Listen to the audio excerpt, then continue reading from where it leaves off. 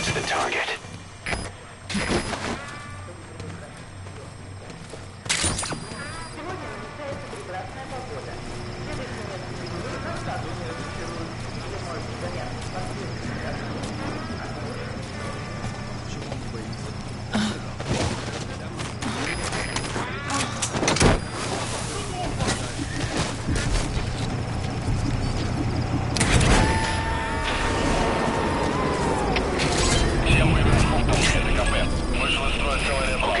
Subject is in. Проверить здесь питание.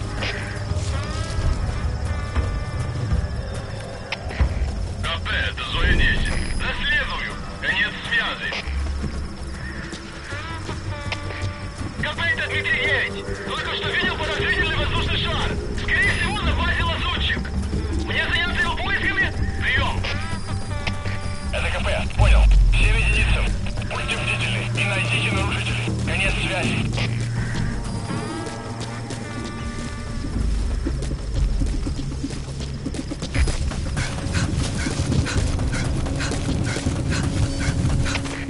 КП, это Зоя 10. Поиски ни к чему не привели. Прием.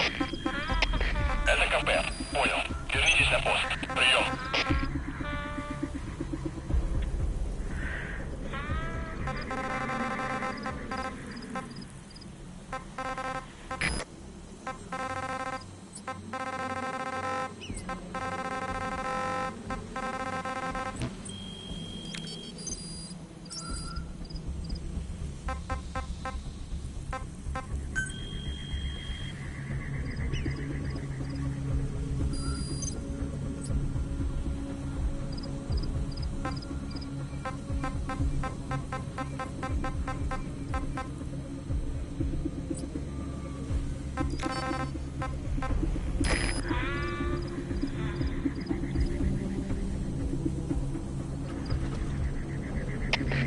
КП, это Дмитрий 6. Обнаруженная угроза. Всем быть начеку. Прием. Это КП. Понял. Проверьте окрестности. Конец связи.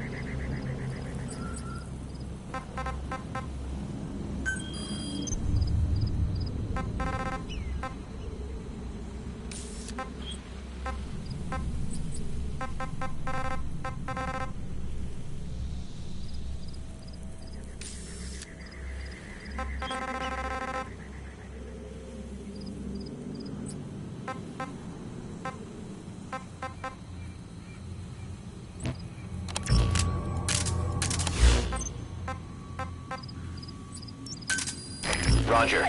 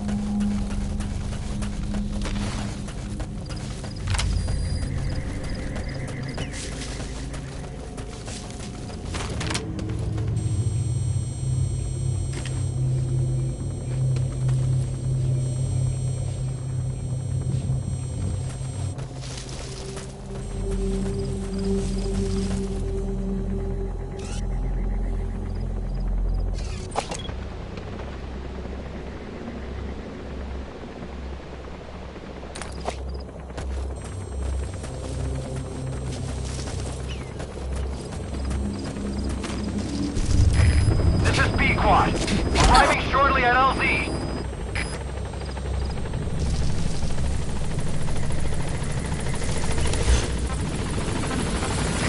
This is Pequod.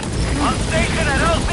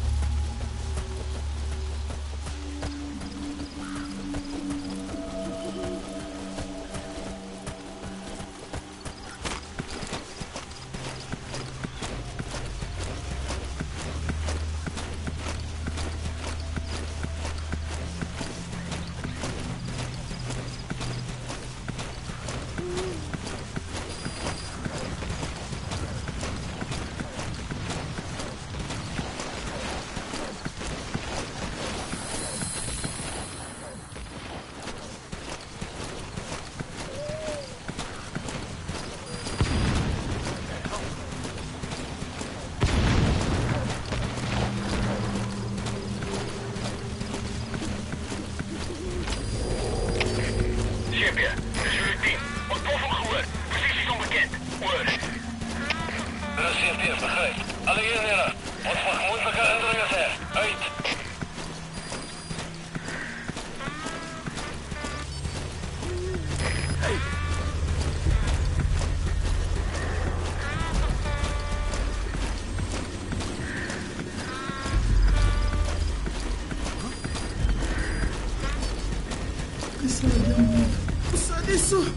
Usar isso!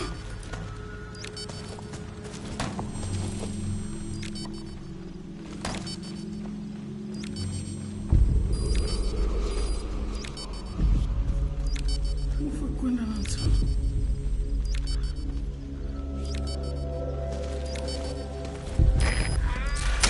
That's the target.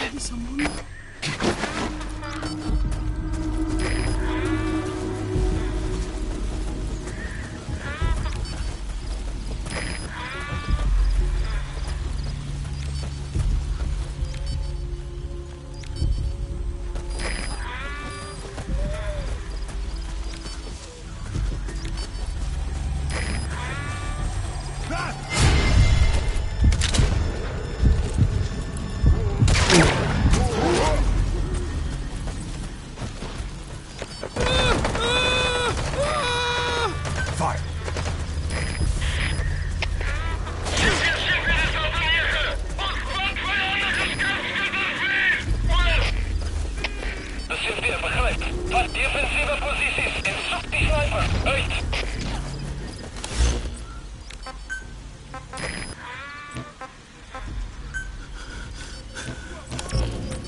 Fire.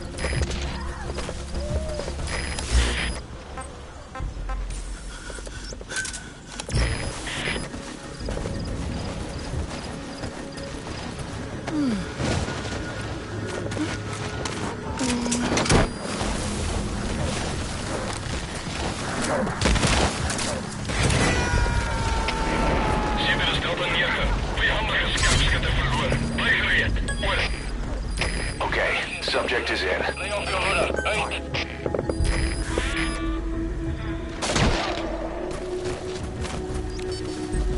Fire.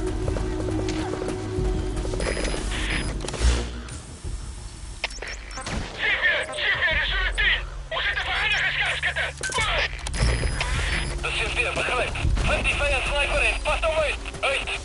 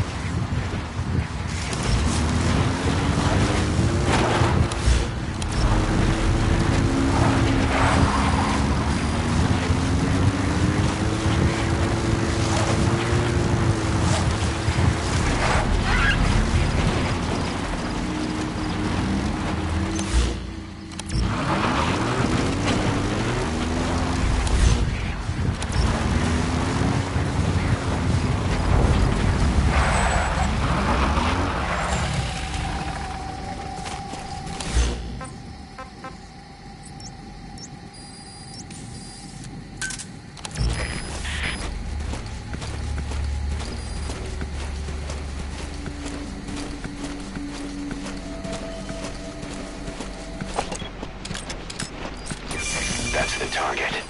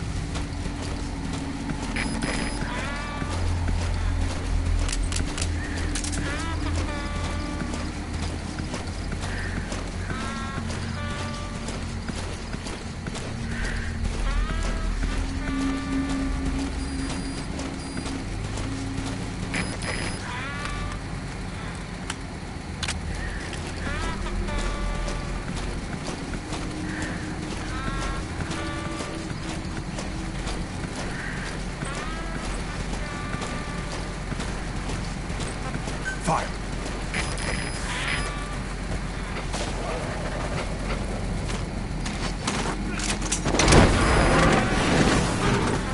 Fire. You captured an enemy vehicle. Just like weapons and items, you can use your iDroid to have vehicles you've extracted airdropped in. You can also let members of the combat unit use them on dispatch missions.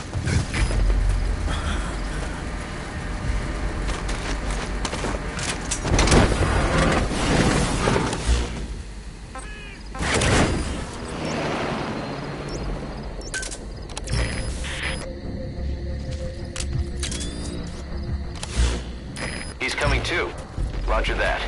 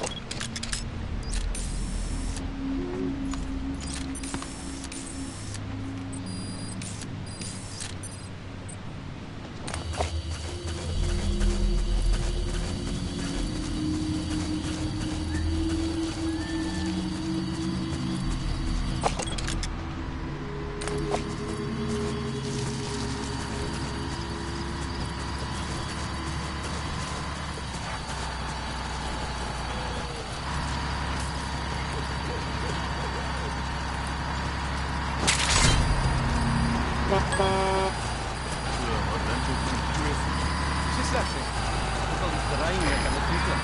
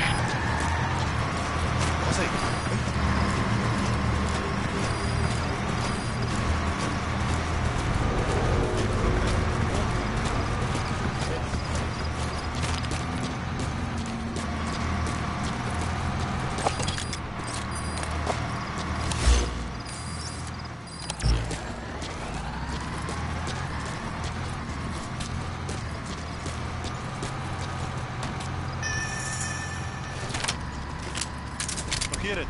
Extinto.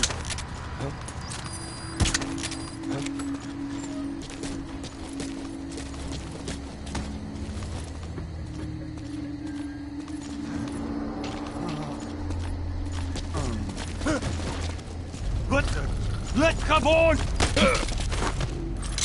Talk. We're your friends.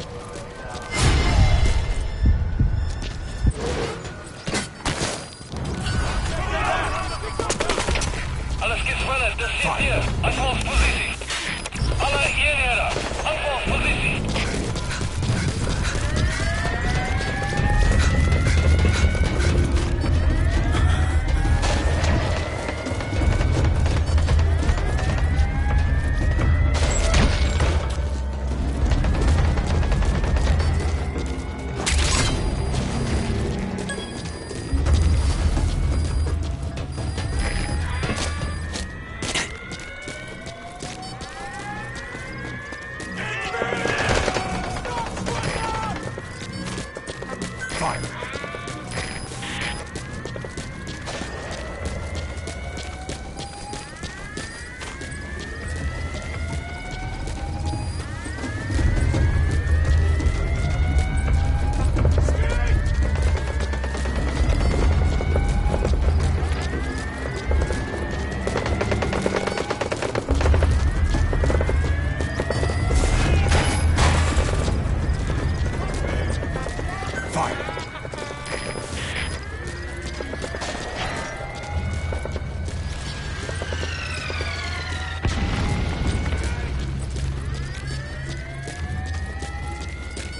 Fire.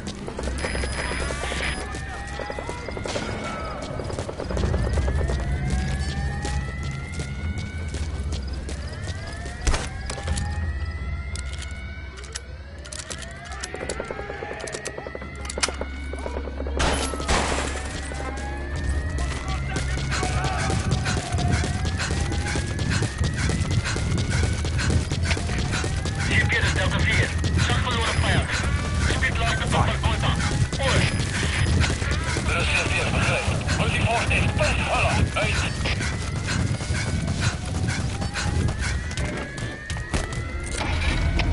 Zo Ian, reserveer. Voice noteren en verland die vijandige teken. Oor. De Surian copy. Blijf voor routineaanval. Hoi.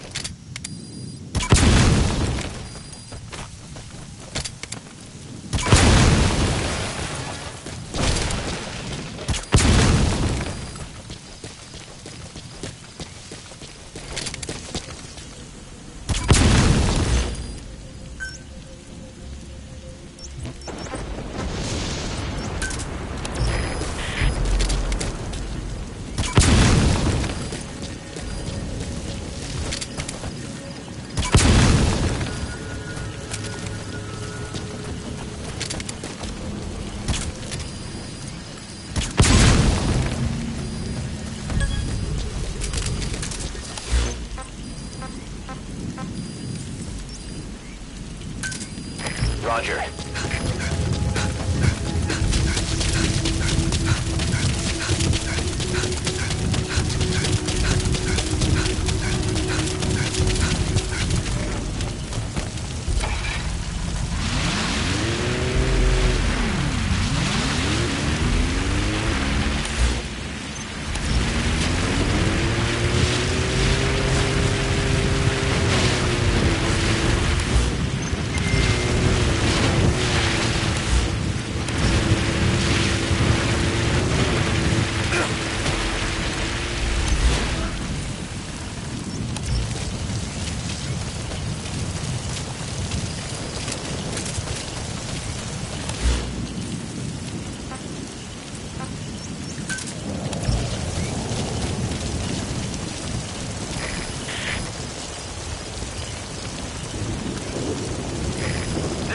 squad. Arriving shortly at LZ.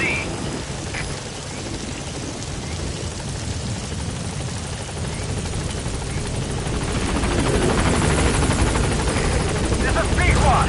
On station at LZ.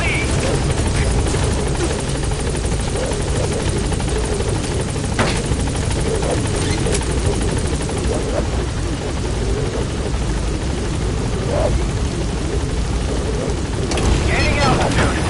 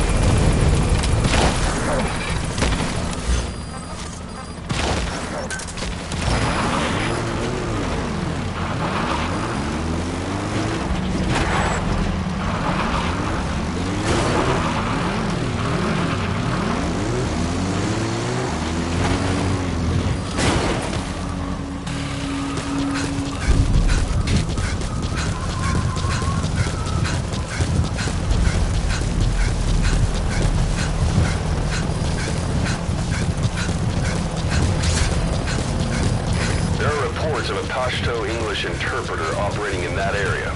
If you extract him, it could be plenty useful for us.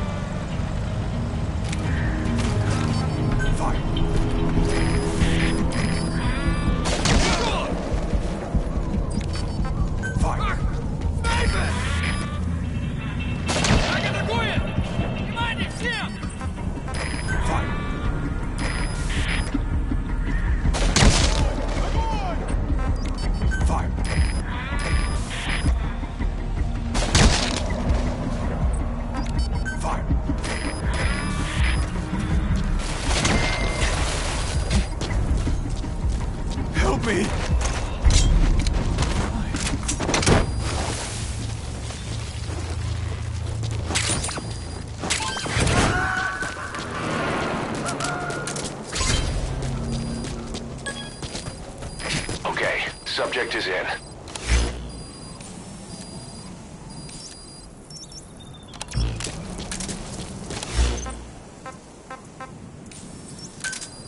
Roger.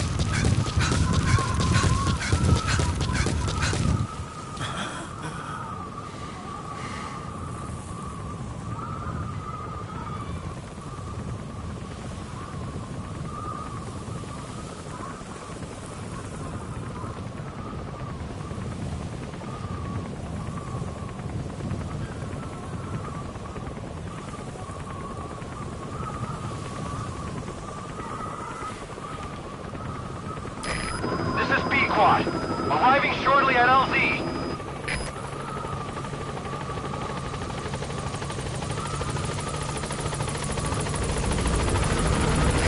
This is B Squad.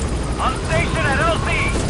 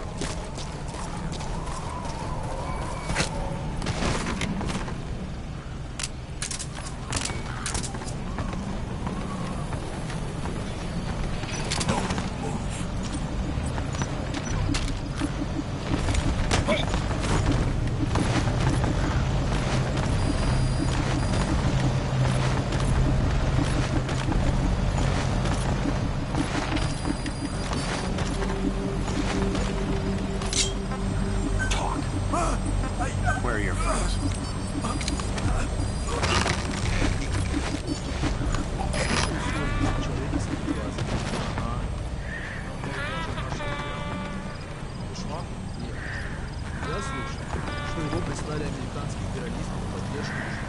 Кто-то из выживших рассказывал, что у него на голове рог, что он сражается в протяжении земли. Как он бежит? Да он, небось, за них паниковал, своей смотришь. Может быть.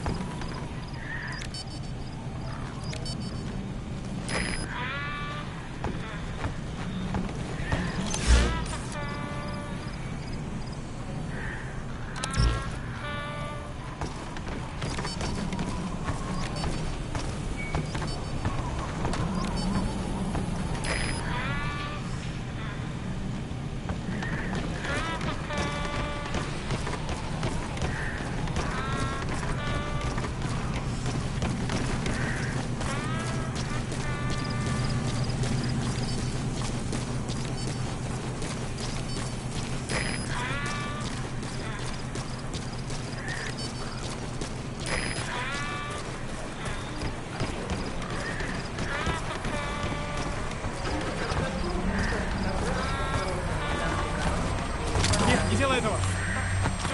Where are the others?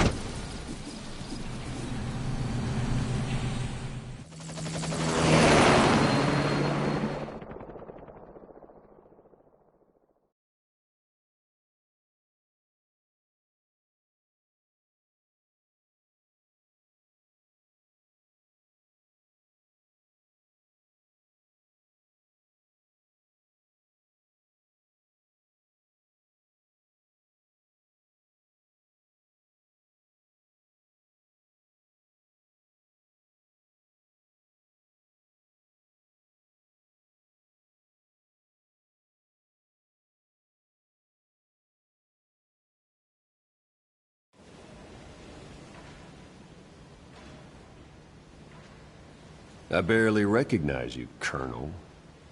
Skullface used your thirst for revenge against Big Boss, did he?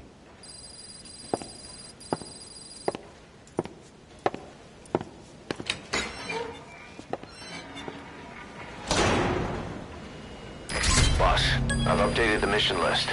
We've received some new job offers. The details are on your iDroid.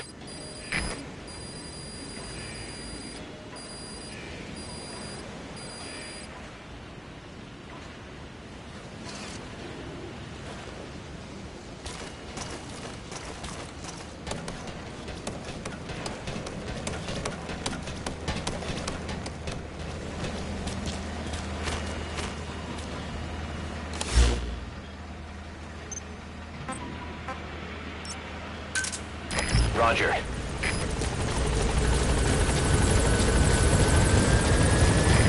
This is B-Quad. Arriving shortly at LZ.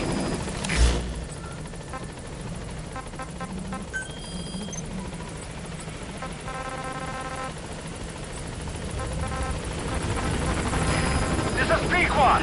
On station at LZ.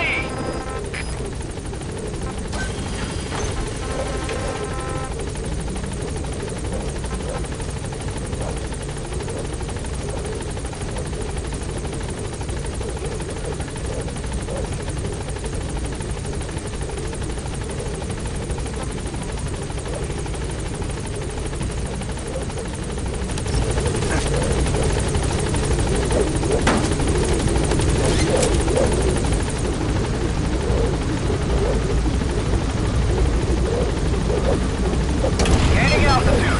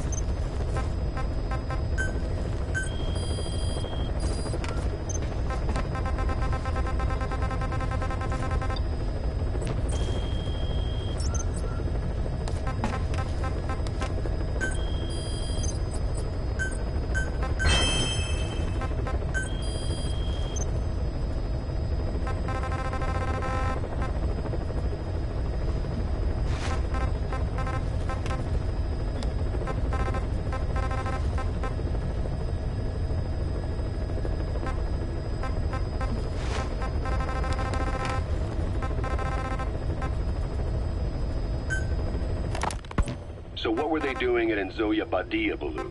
That facility with all the people laid out in rows? The abandoned factory Shabani was held in. It is precisely as you guessed.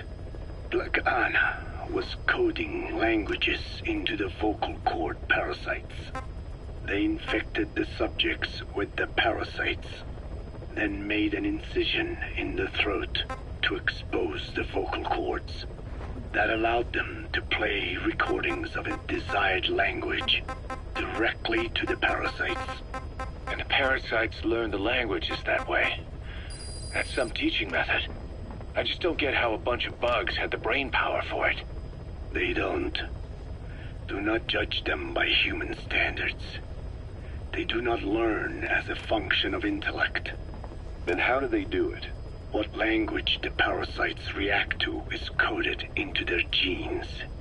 You could expose the Japanese strain to English for years, and it would never learn the language and react to it.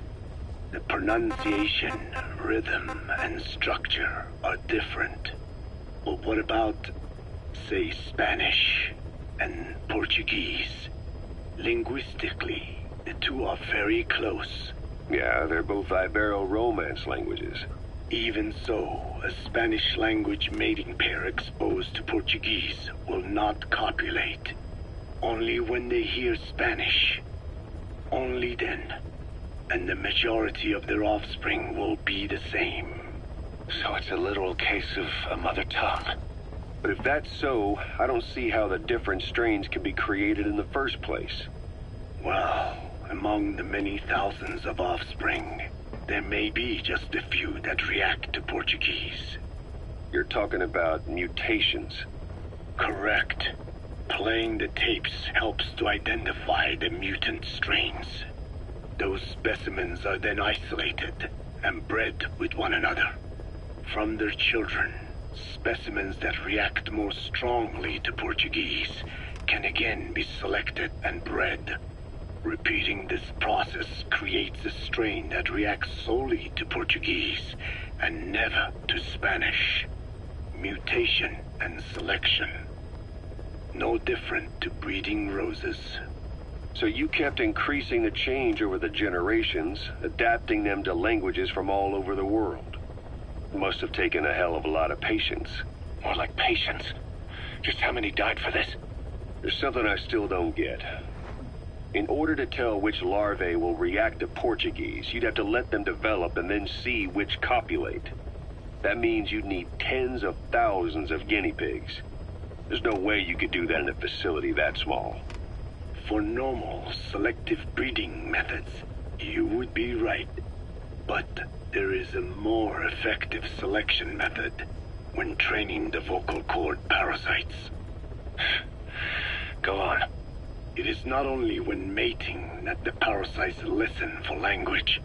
Shortly before hatching, larvae display markedly increased activity in reaction to particular language. The active eggs can be identified under a black light, so the eggs that react to Portuguese are selectively placed in the throats of subjects. So you see, narrowing down strains that react to the target language is an effective process. Though I'm sure that even so, many lost their lives to create the various strains. Taken against their will into that dungeon. There are two reasons for playing the tapes for the parasites. One, to isolate the eggs that respond to the target language. And two, to cause the specimens raised from the selected eggs to mate. I get how the system works. But why do they respond to language before they even hatch?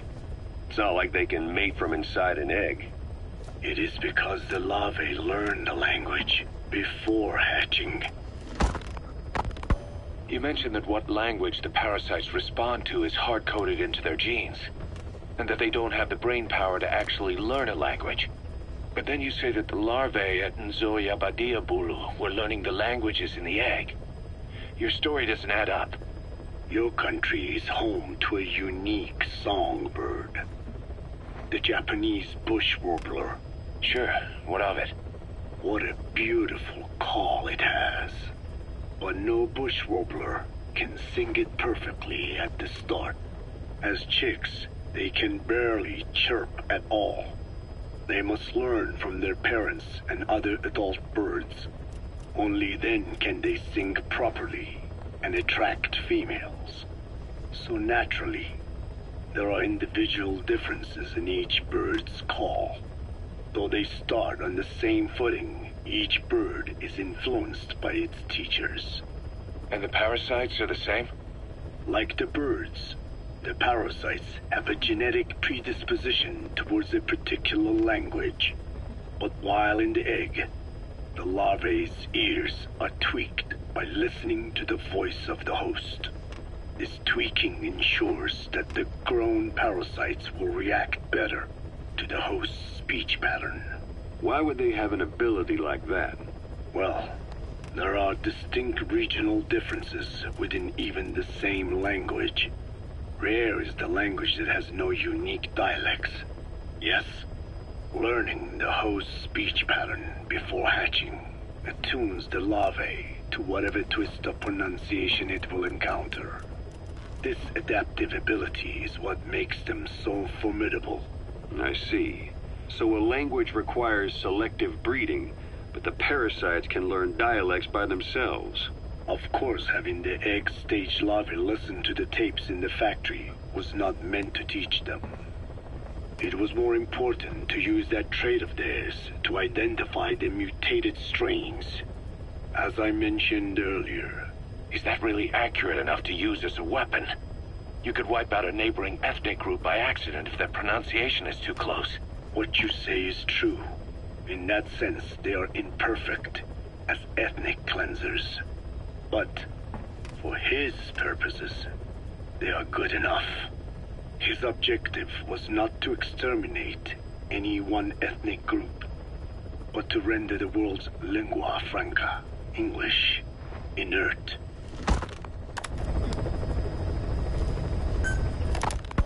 There's something I've been wondering. Why are you called Code Talker? During World War II, the U.S. military used the languages of different tribes, including the Navajo, as codes, right?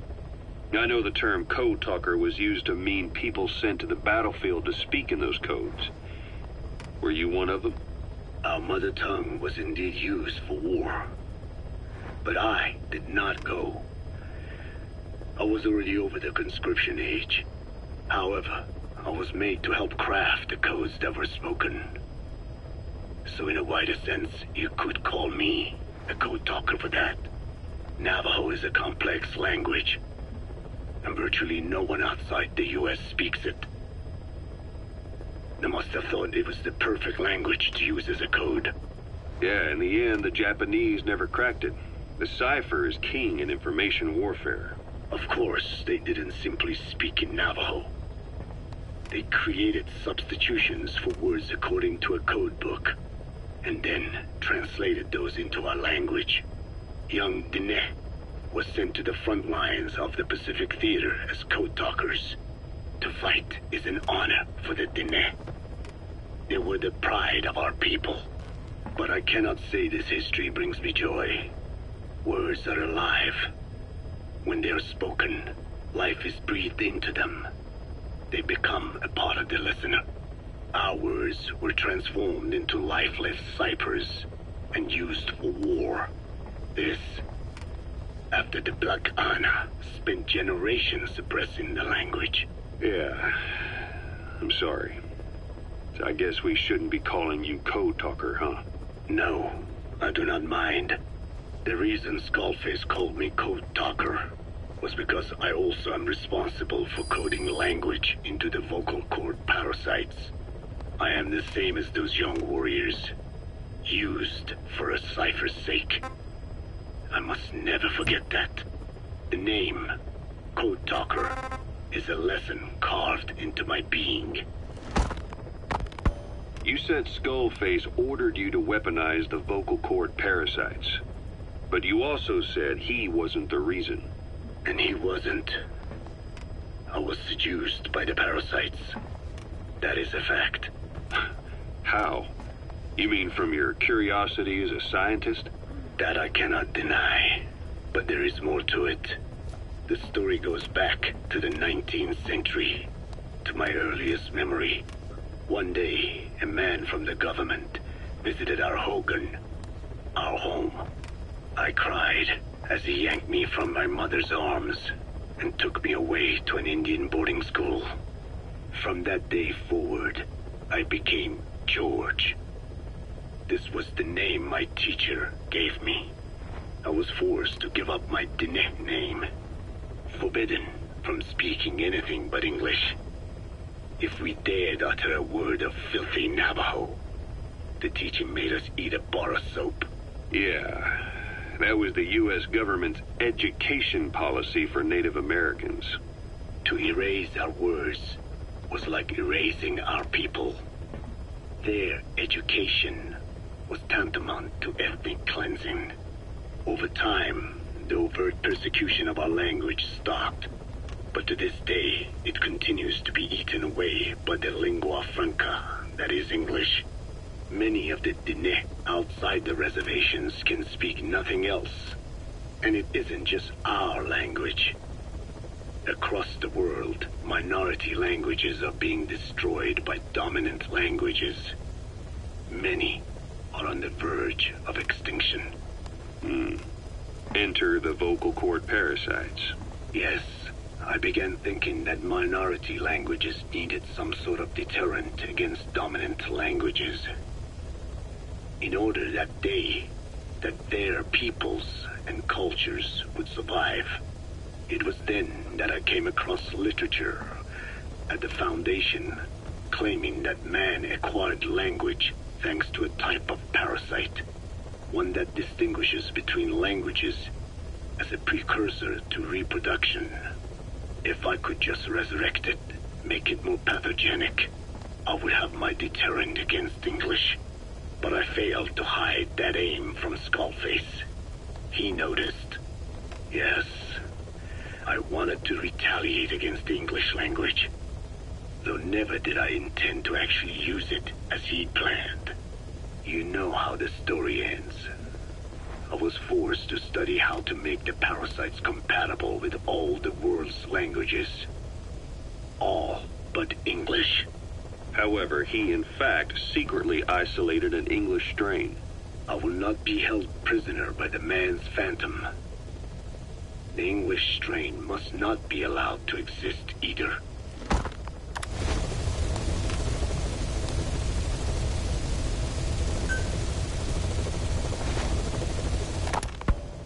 I have spoken enough. Your men can take it from here. Will you permit me to rest? Have something to eat? I thought you don't eat. I can subsist without food. But there is more to the act of eating than nourishment. We receive nature's blessings, and we affirm our part in it. And in doing so, we express our gratitude.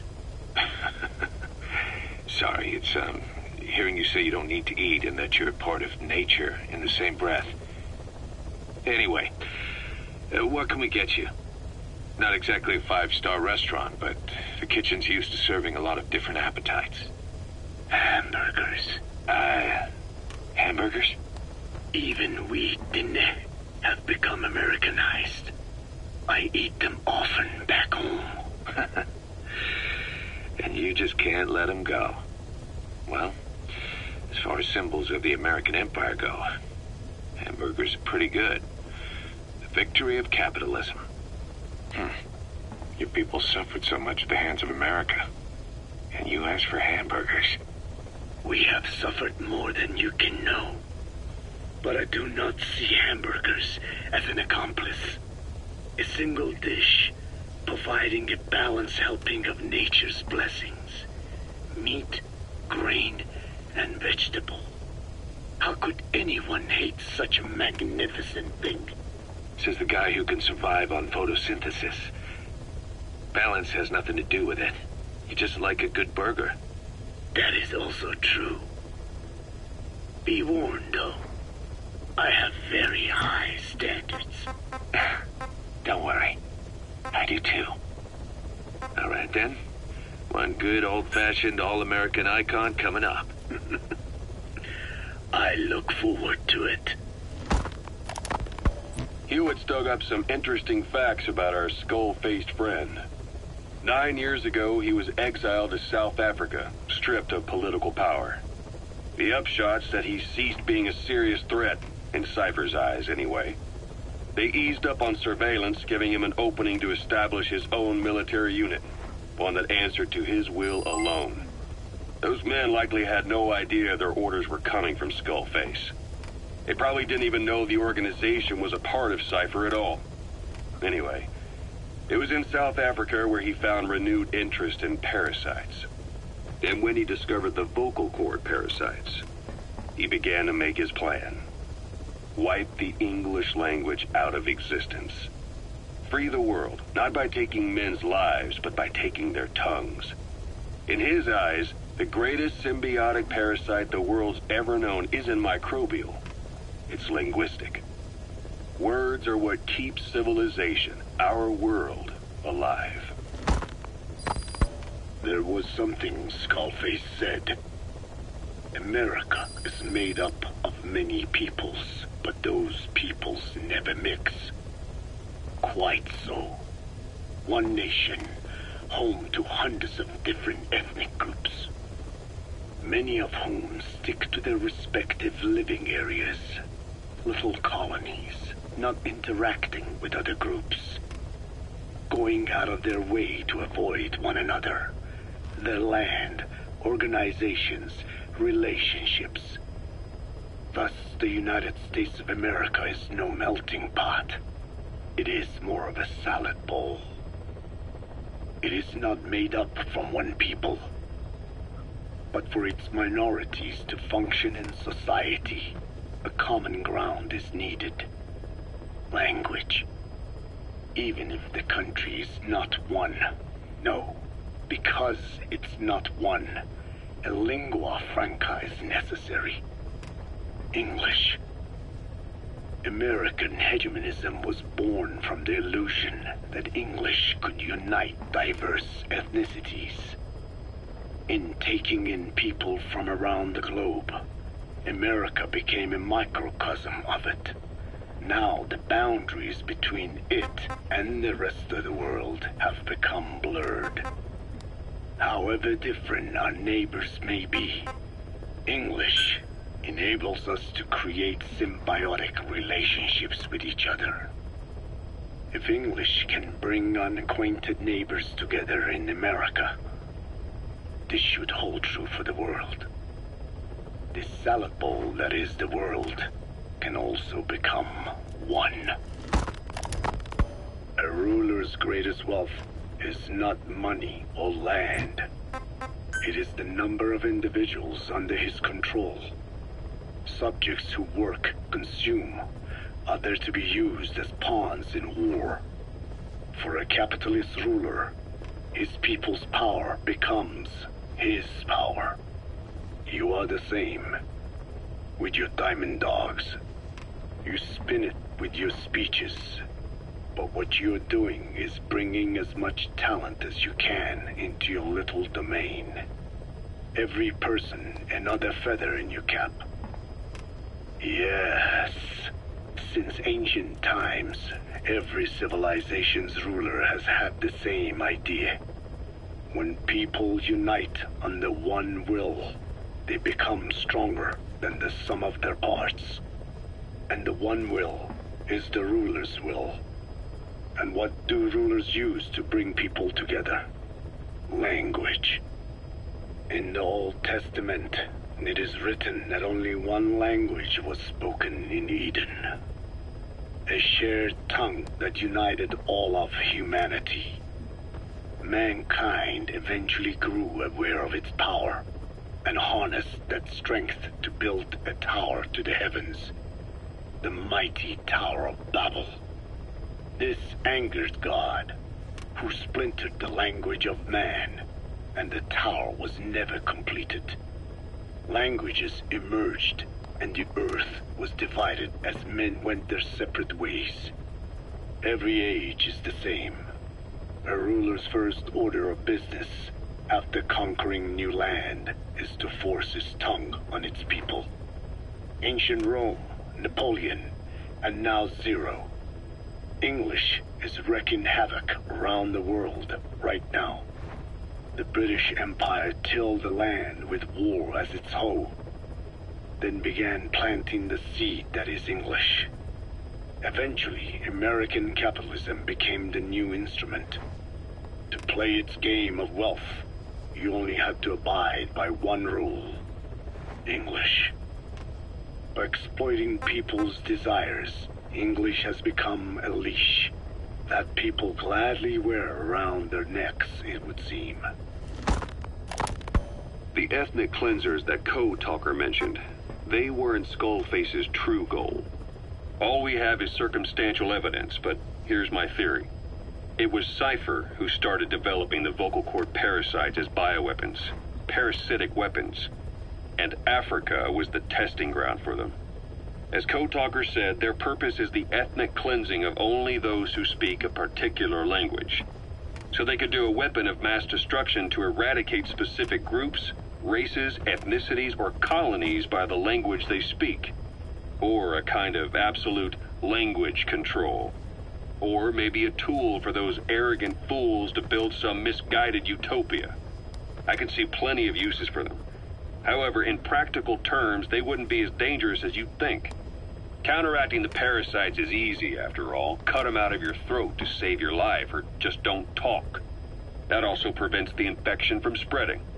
So if the international community were to find out about them, they'd no longer be the threat they were conceived to be.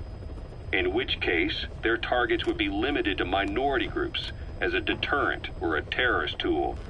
It's hard to imagine Cypher developing something like that as a main weapon for their arsenal. That leads me to think we've only tugged on one little thread in Cypher's grand tapestry.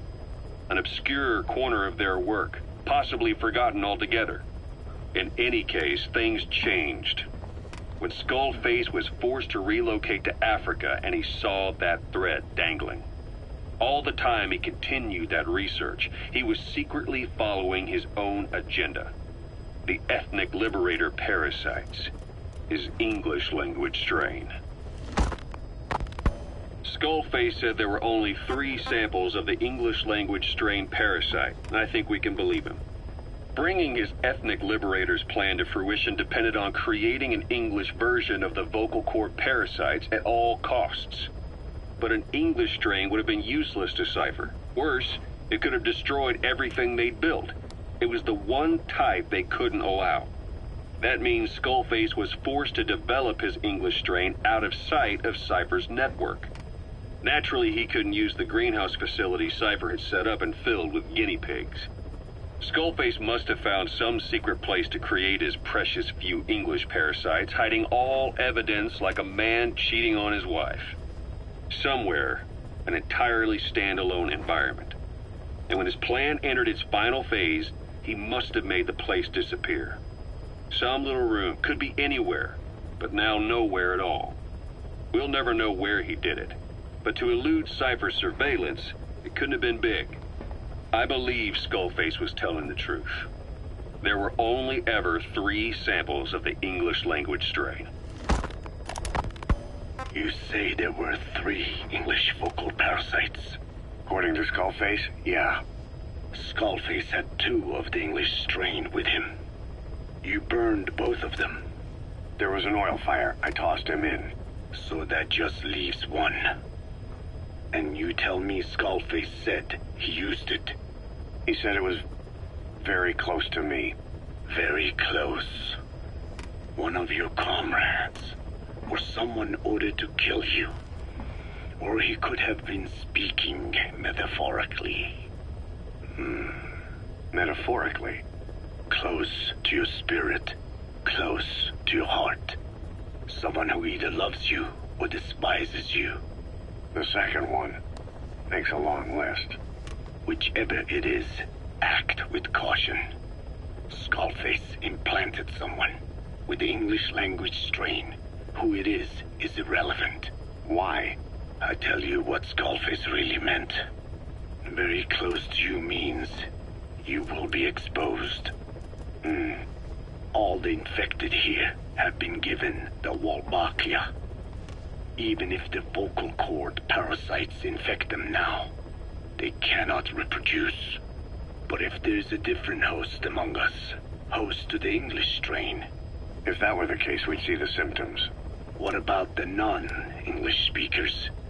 We have plenty of those, but the staff use English as a common language. But if that someone has not spoken English yet, and begins to speak it now, there'd be another outbreak. The final mating pair of the English strain must be found immediately.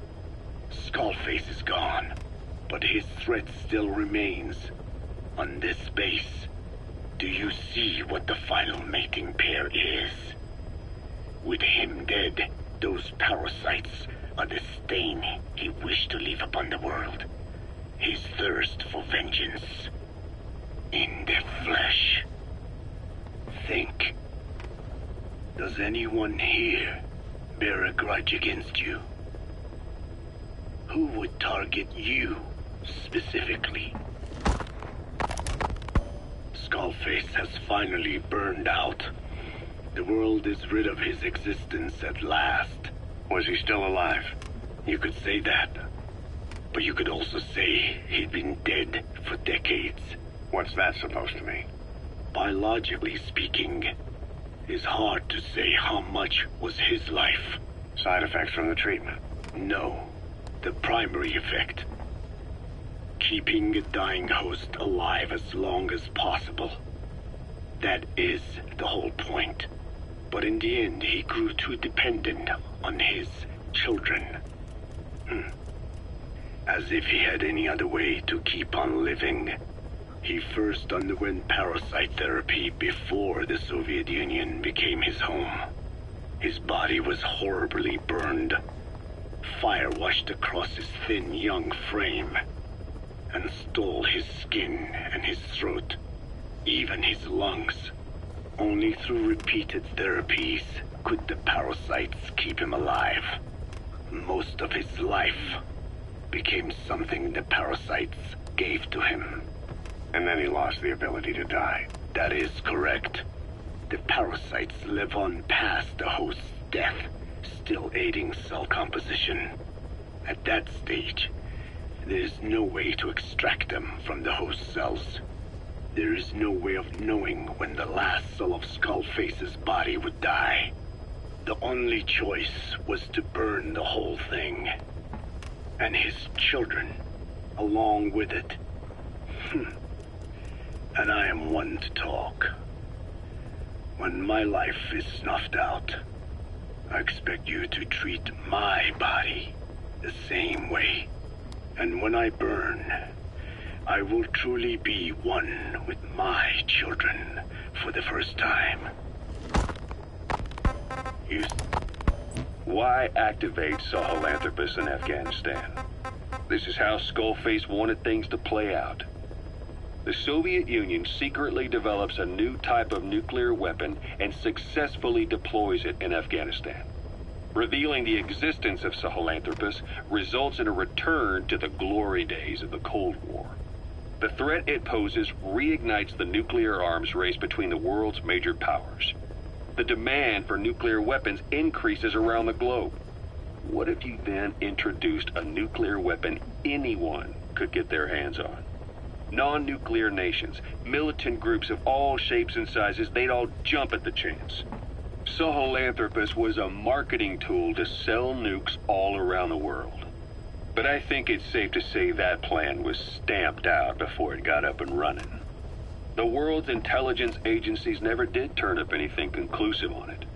After all, Sahelanthropus vanished before word could spread. Everything that's happened is already a fading memory, never to join the pages of history.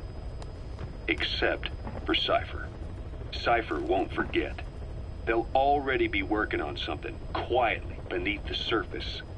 They'll use the pieces of data scraped together from this incident to build their own bipedal weapon. It'll take them a long time to complete it, but for now, the greed sector have found their new life's work. We'll have to be ready too. Volgin, the GRU colonel, was burned alive with a Shagohod during Operation Snake Eater 20 years ago. Despite suffering severe burns to his entire body, he still clung to life. After you left Seleniarsk, Volgin's body was taken to a research institute in the outskirts of Moscow. But modern medicine couldn't explain why he was still alive. Not that the colonel was any ordinary man to begin with. That constant electric current he had running through his body that he could unleash at will. To be honest, I was always uncomfortable around him. Thought I might get electrocuted just by standing nearby. The institute studying him was tasked with investigating and developing human paranormal abilities. The comatose Volgin was used to further the Soviet Union's research into such abilities. But not long ago, the facility burned to the ground. And Volgin's body was never found among the rubble, even though the fire started in the room where they were keeping him. This occurred at around the same time you woke up. If Skullface was right, and a thirst for revenge can turn a man into a demon and keep the dead alive, then this man on fire who's been coming after us ever since you woke up, Well, that just might be what's left of our old friend Volgin. It's not over yet. Back in '64, in Seleniuarsk, you brought his plans for a utopia down in flames. That grudge is what's keeping him alive. The day the research facility holding Volgin burned down, a Soviet jumbo passenger jet happened to crash nearby, far away to the north of that hospital in Cyprus. On board the plane was a young boy who was being studied at the same facility. The plane fell to Earth from over 8,000 feet, but the boy's body was the only one not recovered. At almost exactly the same time as the crash, Volgin awoke in that facility. According to the Research Institute's documents, the gifts this boy demonstrated included psychokinesis and telepathy. To protect his mind from being inundated with other people's thoughts, he always wore a kind of gas mask. A rudimentary form of psychic insulation, apparently. We don't know where this boy is, but if Skullface is connected to him, we may cross paths with him yet.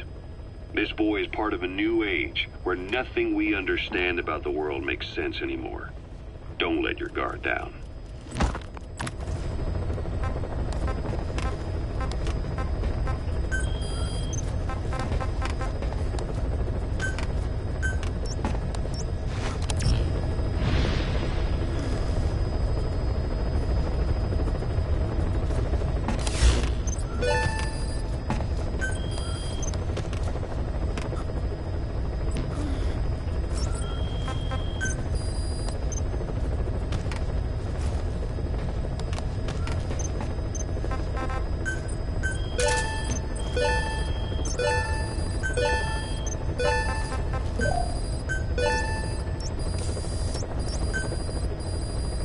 More than just...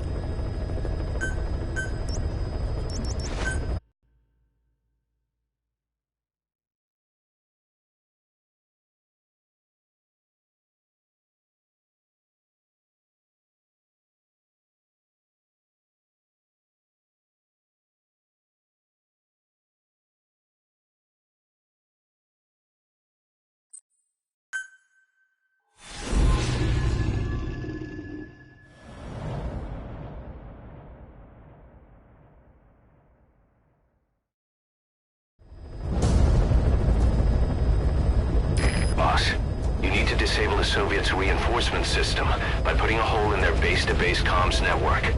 Head for the Eastern Communications Post and destroy its comms equipment. First, use the binoculars to locate the communications equipment at the facility.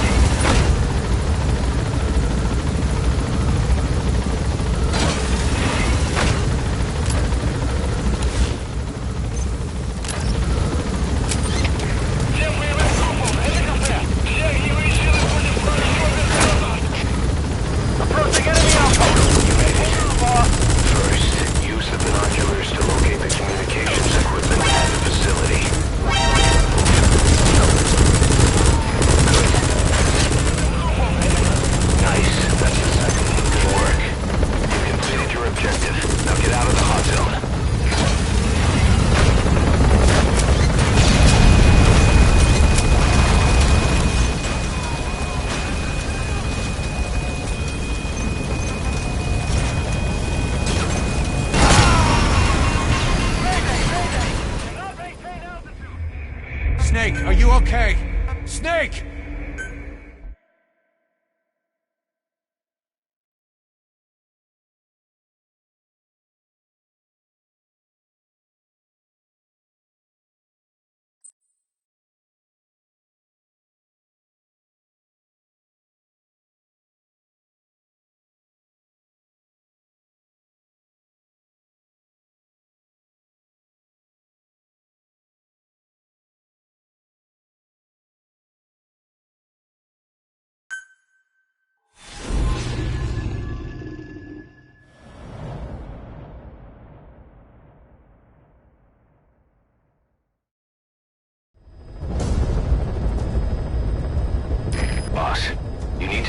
Soviets' reinforcement system by putting a hole in their base-to-base comms network.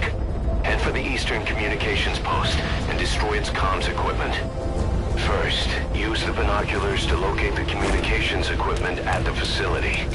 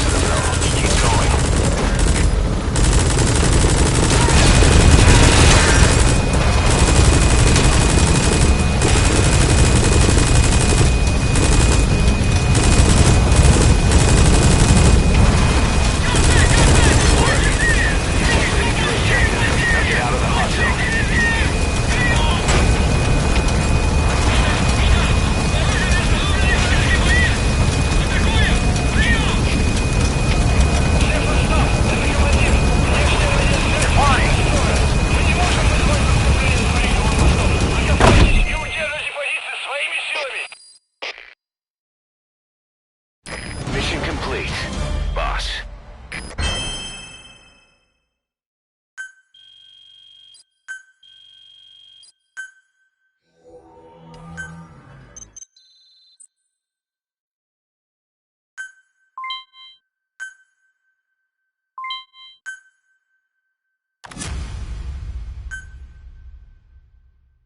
Prolonged time in the field is bad for the body and mind.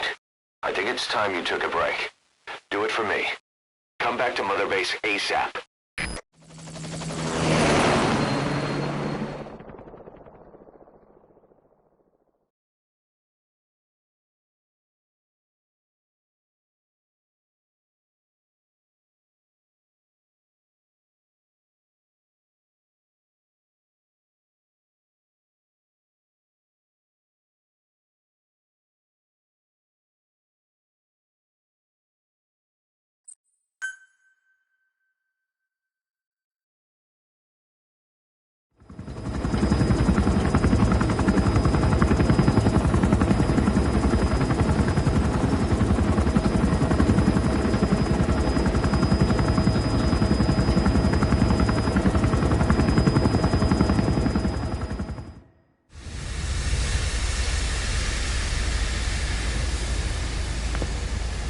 Stay back.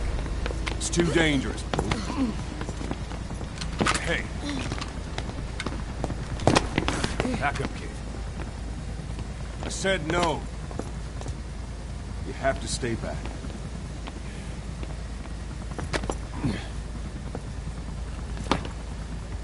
Some things can't be helped. Back to your quarters.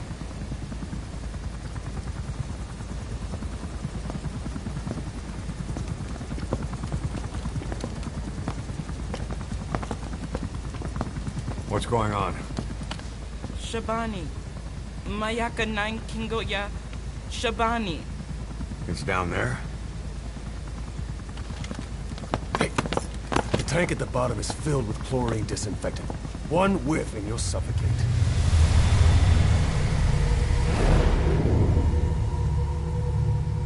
Don't even.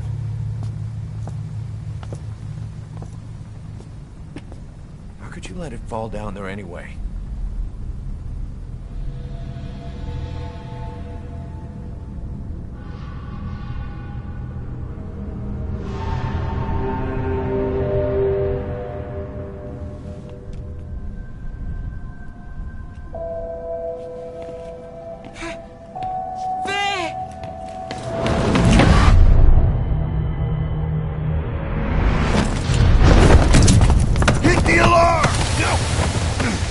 down there, and it is over. Boss! Hey! Listen to me! There is no way to recover the body.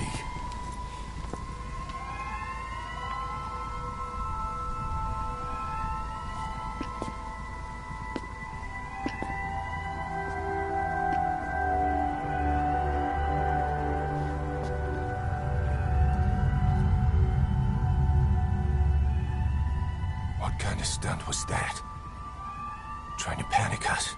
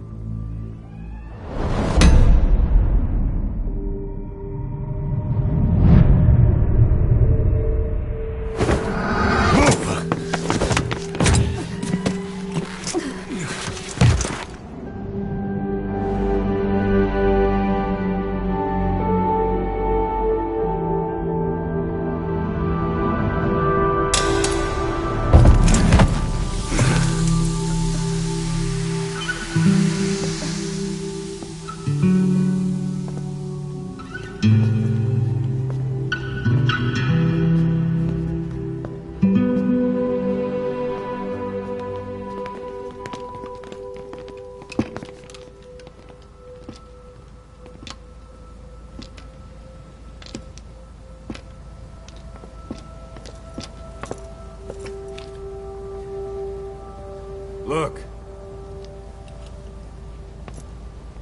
Here.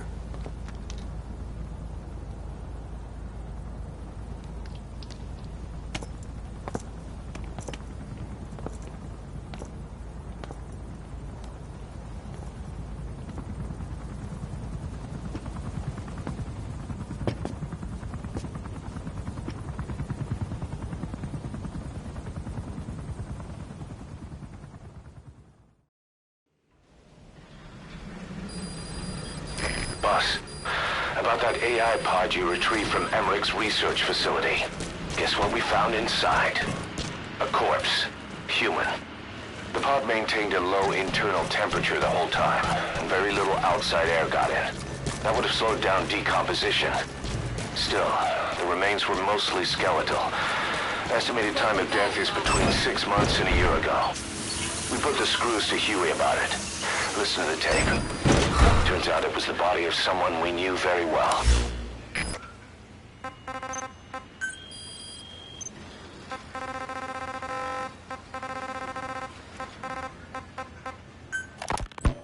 Fine.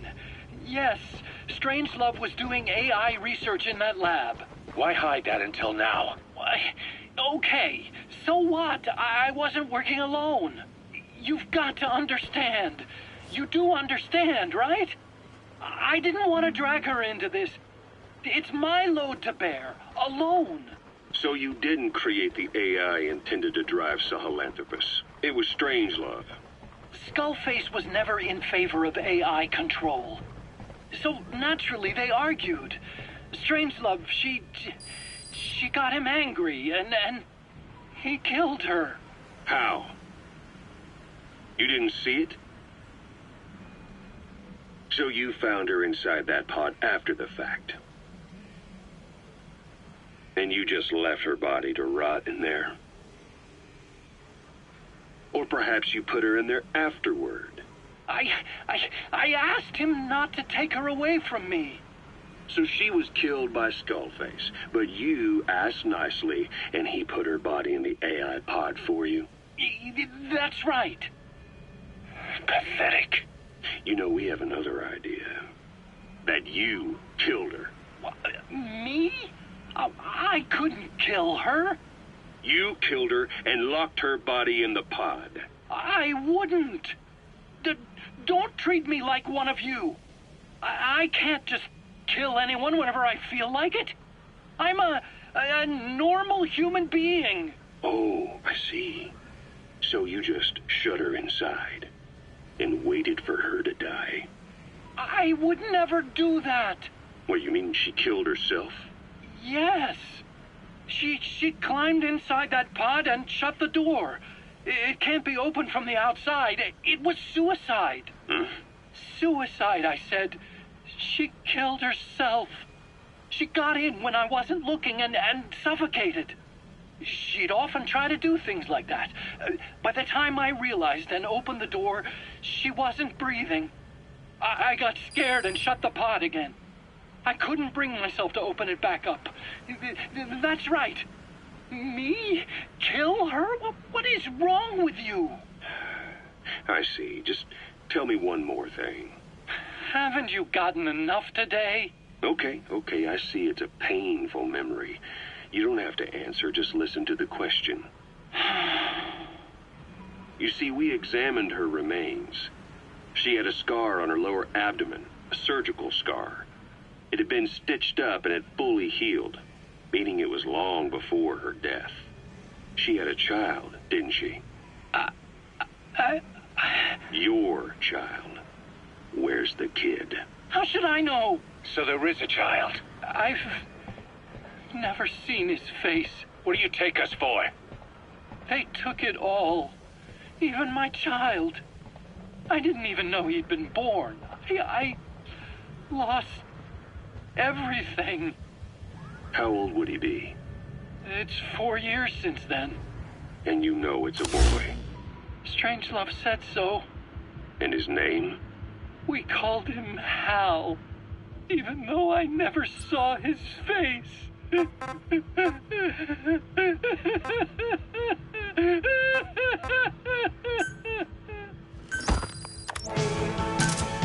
Roger.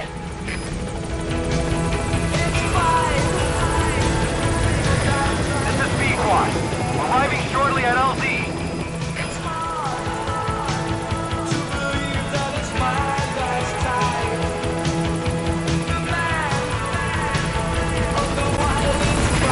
This is B-Quad. On station at LZ.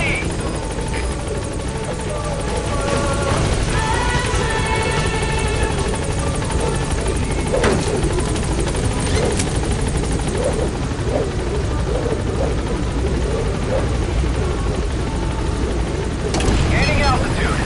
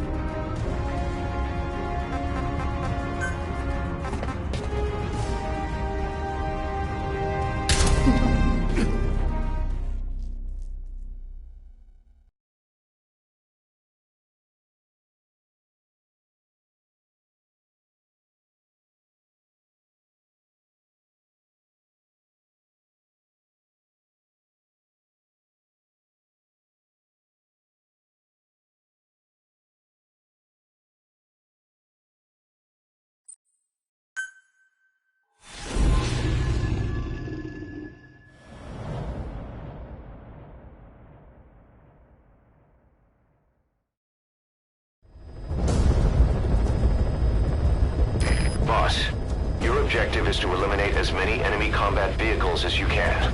For this mission, we're backup for the guerrillas' offensive. That means our mission isn't over until theirs is. Keep an eye on the remaining time. Also bear in mind that you'll fail the mission if you don't take out a single vehicle. As for payment, the more vehicles, the bigger our paycheck. So give them a real fireworks show. Check the target's locations on your map. Once you've spotted incoming reinforcements, their location will be added to your iDroid too.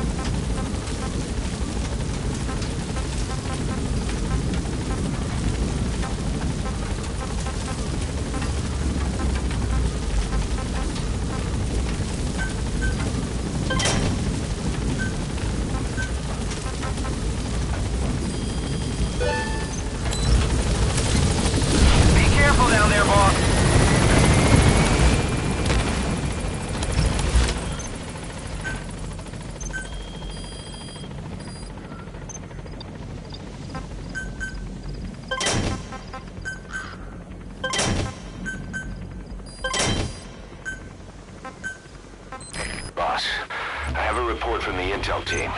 The targets are now on the move. I've sent their predicted route to your iDroid. Check your map.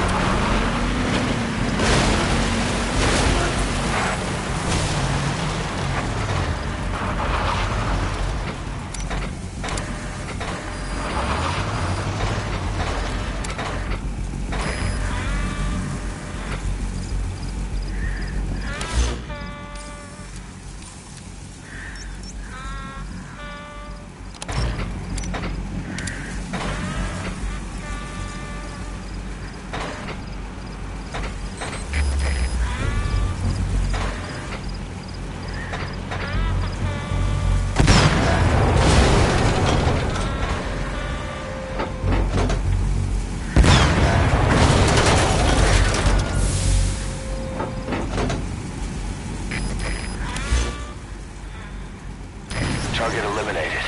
Great. Now on to the next. Boss, we have information on new targets. Check your iDroid for their predicted route.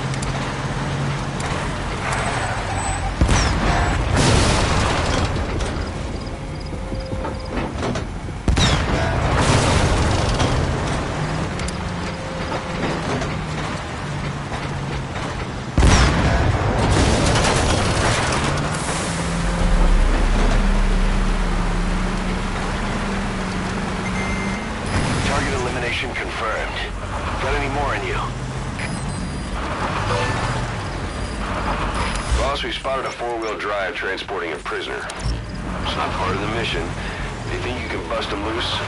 Just if you have the time to spare.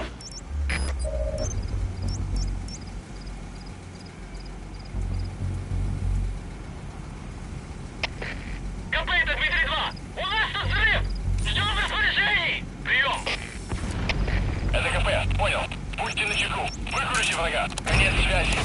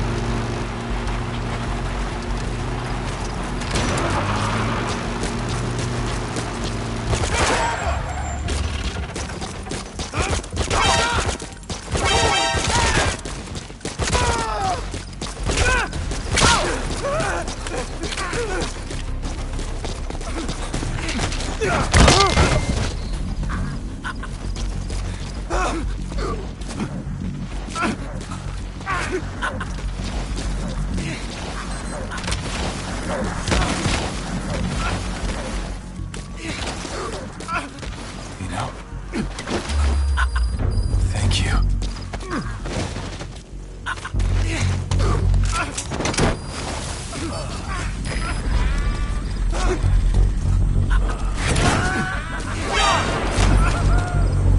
Boss, that prisoner we rescued provided some intel.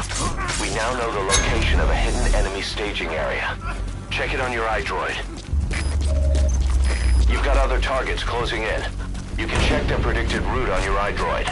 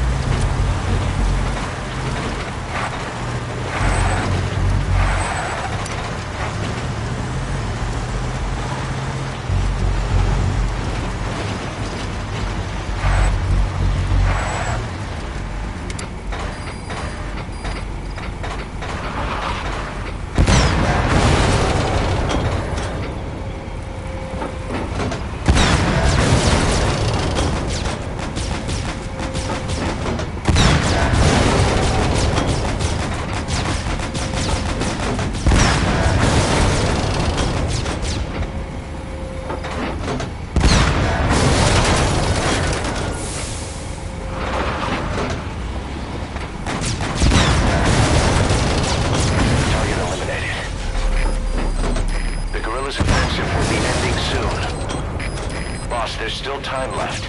Take out as many vehicles as you can.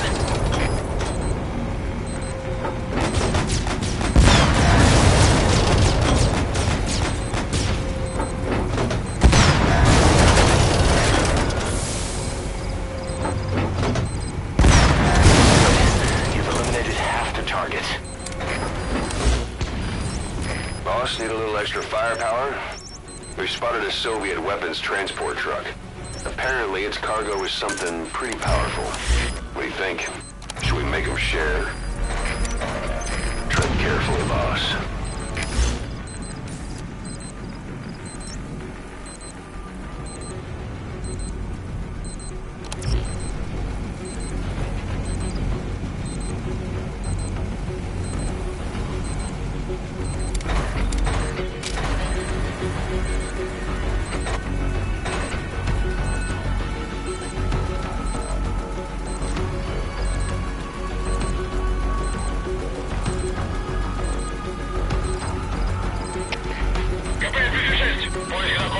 Противник обнаружен. Прием. Это КП. Понял. Будьте наготове. Конец связи.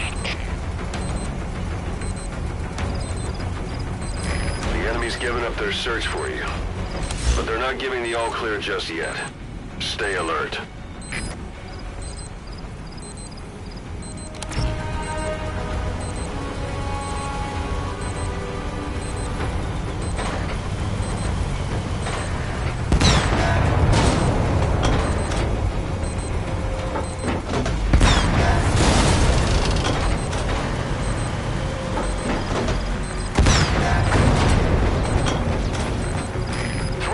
Remaining.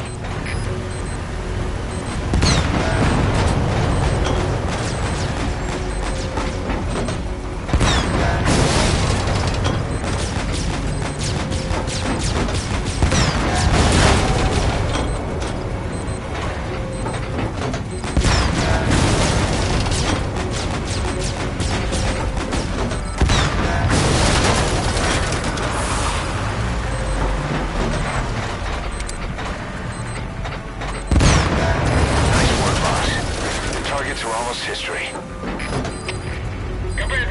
Boss, we have new targets. Check your iDroid for the details. Это КП. Понял. Будьте начеку. Выкурите врага. Конец связи.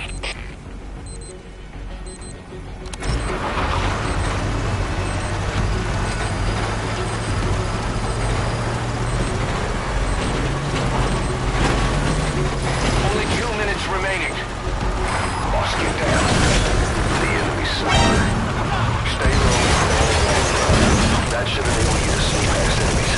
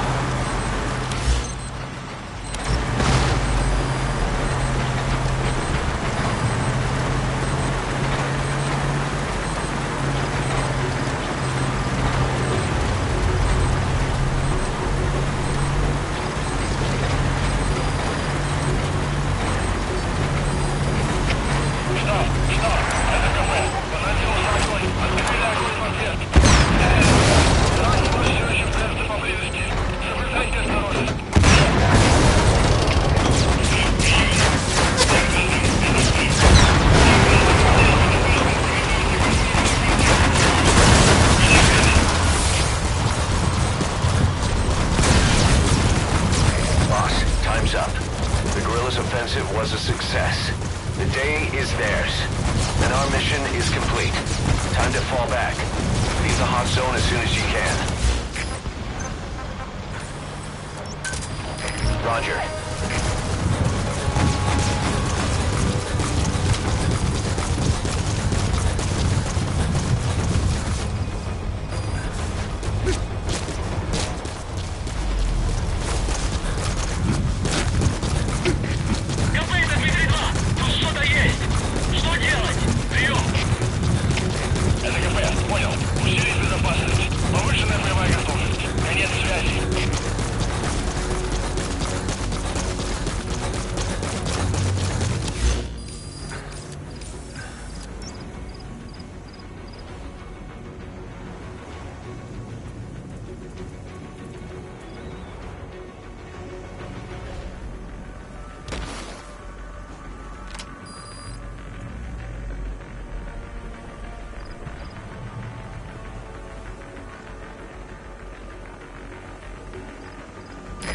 This is B-Quad.